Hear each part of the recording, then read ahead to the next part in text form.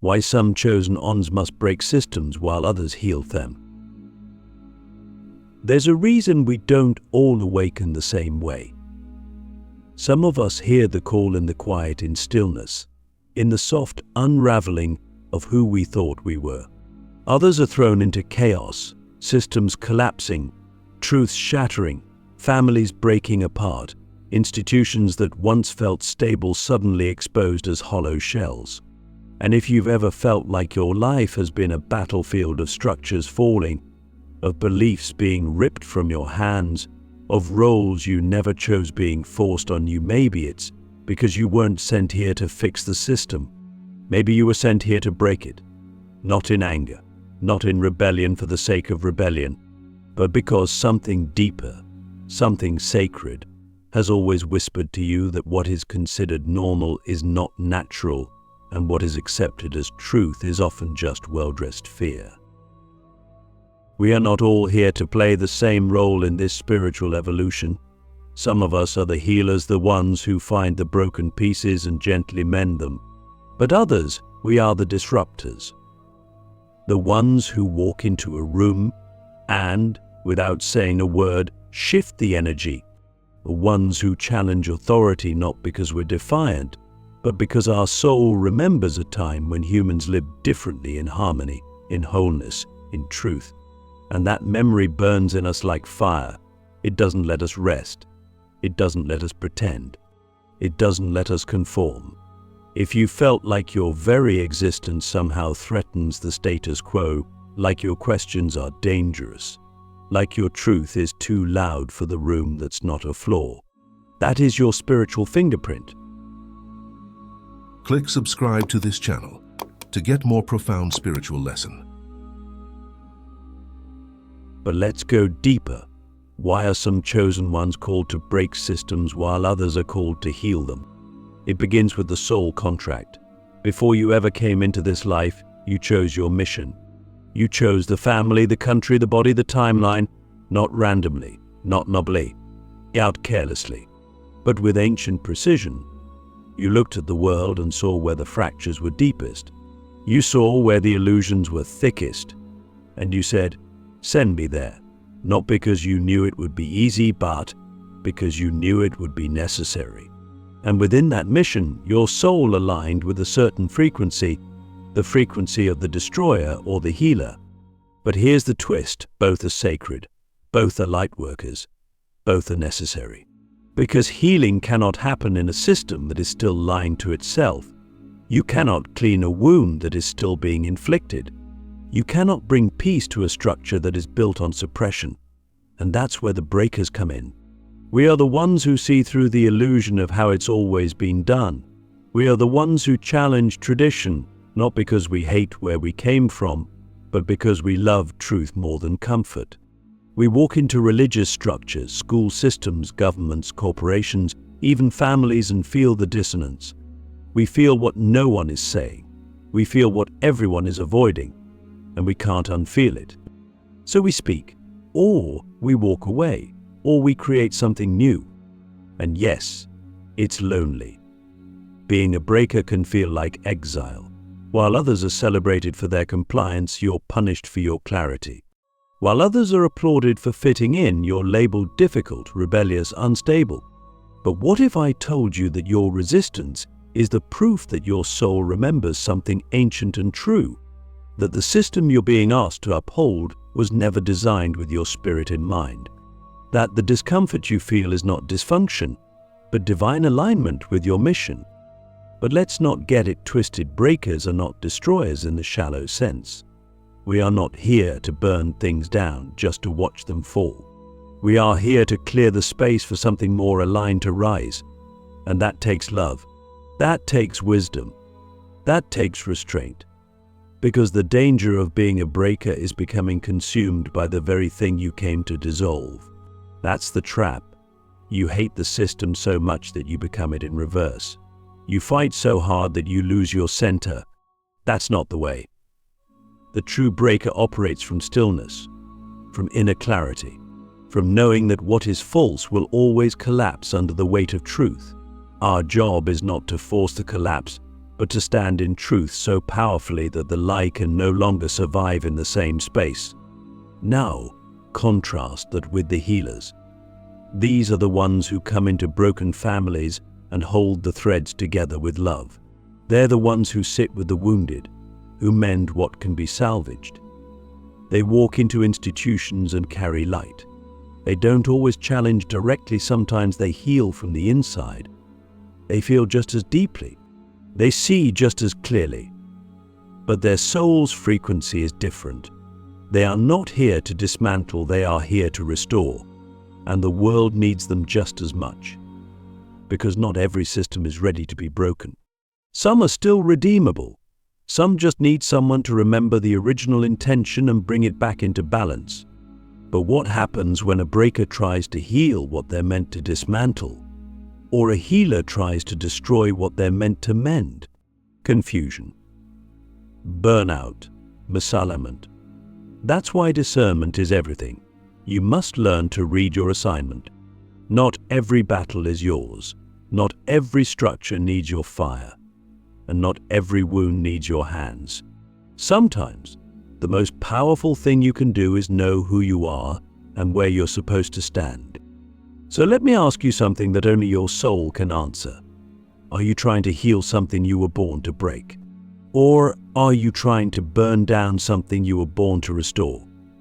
Because your clarity is your compass. And until you answer that question, you will feel like your energy is being drained, like your life is a struggle, like you're swimming against a current that won't move. But once you know your role, everything shifts, your energy aligns, your voice finds power, your path becomes clear. And no matter your role, breaker or healer, your presence here is not an accident. You were sent, you were chosen. And the world is shifting because of you. Soul contracts and sacred chaos, why the breakers are forged in fire. There's a reason the breakers are born into the most intense chaos.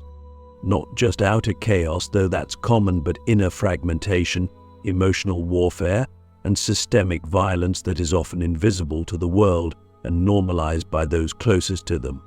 If you are a breaker, you probably didn't walk into this world gently. You were dropped into the fire, into situations that broke your heart before you even knew what love was, into systems that demanded your silence before you ever learned to speak, into environments that felt off, but everyone around you called normal. And deep inside, even as a child, something in you whispered, "This isn't right.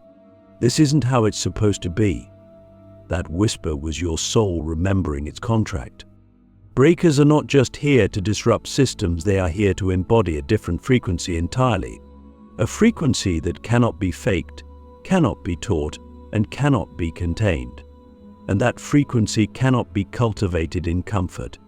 It must be forged in fire, because only fire can prepare a soul to stand in the face of a collapsing paradigm and not flinch.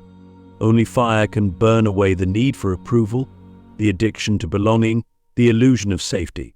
Fire doesn't just cleanse, it clarifies. It reveals.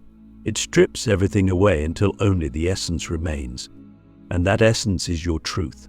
You see, the soul contract of a breaker is not for the faint of heart. You didn't come here for ease. You came here for impact. But impact without ego, power without domination, presence without performance. And to hold that level of energy, your soul had to train lifetimes of training. But in this life, the training looks like trauma. It looks like betrayal. It looks like rejection, abandonment, misunderstanding. It looks like doors closing, people leaving, systems failing you over and over until you finally realize you were never meant to be held by the old world. You were meant to birth the new. And here's the part that most people miss. The chaos wasn't a punishment. It was precision. Your soul chose the exact environment that would activate your codes, the exact pressure that would push you inward, the exact dysfunction that would force you to question everything. Because questioning is the beginning of liberation, and liberation is the oxygen of the breaker. You cannot create freedom for others if you are still enslaved to the illusion. So, the universe gave you everything you needed to remember who you are by first showing you who you are not. But let's get honest. It doesn't always feel sacred when you're in the middle of it. When you're 14 and wondering why your parents don't know how to love you. When you're 22 and watching your dreams fall apart while others rise effortlessly. When you're 30 and still untangling yourself from toxic systems that shaped your identity from birth. It feels cruel. It feels random. It feels like maybe the universe forgot you. But what if that feeling of being forgotten was actually your soul's invitation to become unforgettable by no longer waiting for permission to exist? Every breaker I've ever met has carried a unique pain. A pain that doesn't fit neatly into trauma checklists. A pain that isn't just personal, it's collective. You're not just feeling your wounds. You're feeling the weight of generations, of systems built on fear, of structures designed to numb. You are a receptor for the pain no one else wants to feel. And that's not a curse. That's your compass. Because what you feel most intensely is often what you were born to transform. You feel it deeply because your soul knows exactly how to alchemize it. But before you can alchemize it for the world, you must alchemize it within. That's the real initiation. And that's where many breakers get stuck. They want to change the world, but they haven't yet healed the war within themselves. They want to dismantle the system, but they're still carrying the system inside their nervous system. They want to speak truth, but they haven't yet made peace with the parts of themselves that were silenced. And make no mistake, you cannot birth a new world from a wounded frequency. You must become the thing you came to create. So how do you do that? You begin by honoring the fire, by not rushing your healing, by not bypassing your anger, your grief, your exhaustion. You allow yourself to feel it all without labeling it as weakness. Because every time you feel without judgment, you reclaim a part of yourself that was lost in the system. You rewrite the script. You change the code. And slowly you stop reacting from pain and start responding from power. Not the kind of power that dominates, but the kind that liberates. And then something beautiful happens. The fire that once burned you becomes your light. The very chaos that almost broke you becomes the clarity you offer others. You begin to walk differently, speak differently. You don't convince people, you remind them. You don't fight for attention, you radiate. And people feel it. They sense it. Even if they can't name it, they know something in you is real. And that realness becomes your revolution. So I want to ask you something that only you can answer. What if the fire you've been trying to escape is the exact force that is forging your divine assignment? What if you stopped resisting the chaos and started asking, what is this preparing me for? Because if you're a breaker, your life was never supposed to make sense in a broken world. It was supposed to break the spell for yourself and for others. And no, that doesn't mean you'll always be at war. The fire is a phase. It's not the whole journey. But it's a necessary phase. It's the purification that allows you to rise not as a wounded rebel, but as a clear channel, a vessel of truth, a builder of new systems, not by mimicking the old, but by embodying what's never been done before. You are not here to survive the fire. You are here to become the flame that lights the way for a generation lost in illusion, the flame that burns with purpose, vision, clarity, and love, the hidden blueprint, how to know if you're a healer disguised as a breaker. Not every soul thrown into the fire is meant to rage against the system.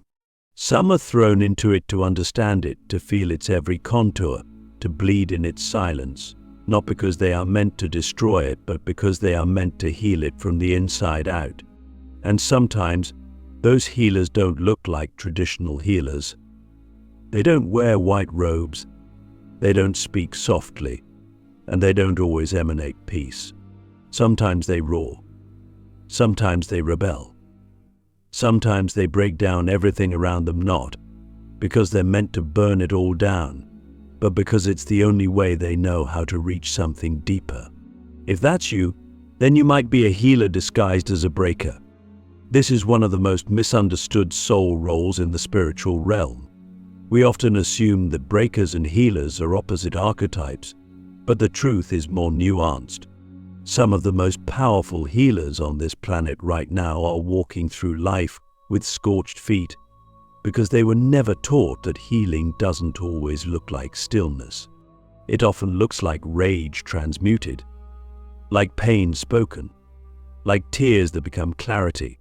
These souls were sent into broken systems not to tear them down from the outside, but to feel their pain so intimately that they could mend them from within.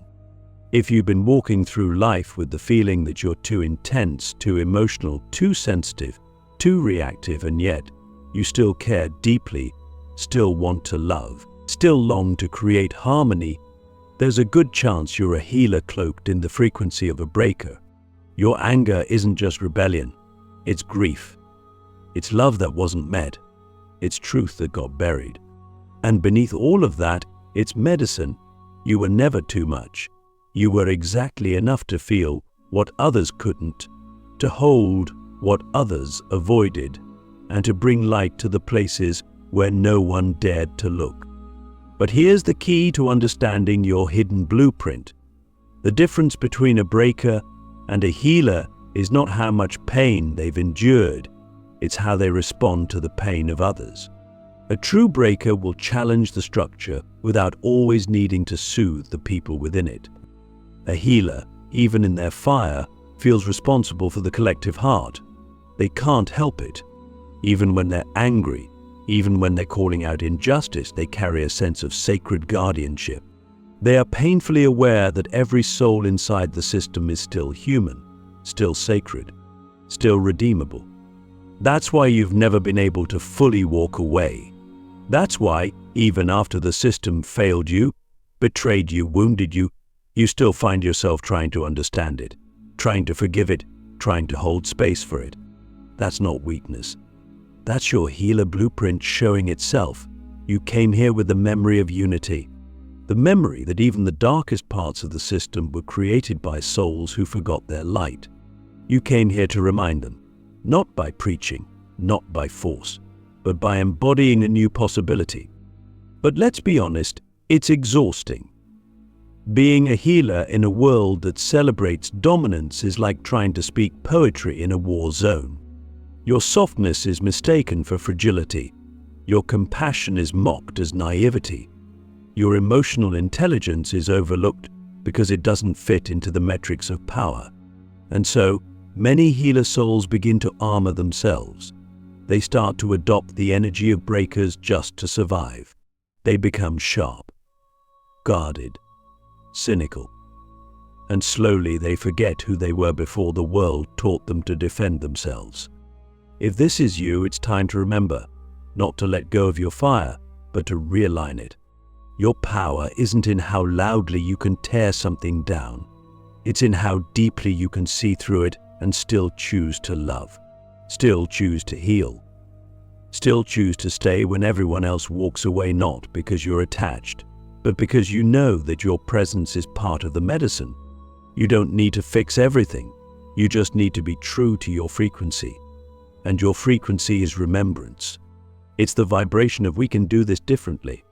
You're not here to ignore the pain. You're here to transform it through presence, through listening, through speaking when the silence becomes too heavy, through holding the hand of someone who doesn't even know they're broken, through choosing peace even when your own heart is still mending. You're here to rebuild trust in yourself, in others, and in the possibility of something better. So the question becomes, what would happen if you stopped fighting the system and started healing the parts of yourself that believed you had to?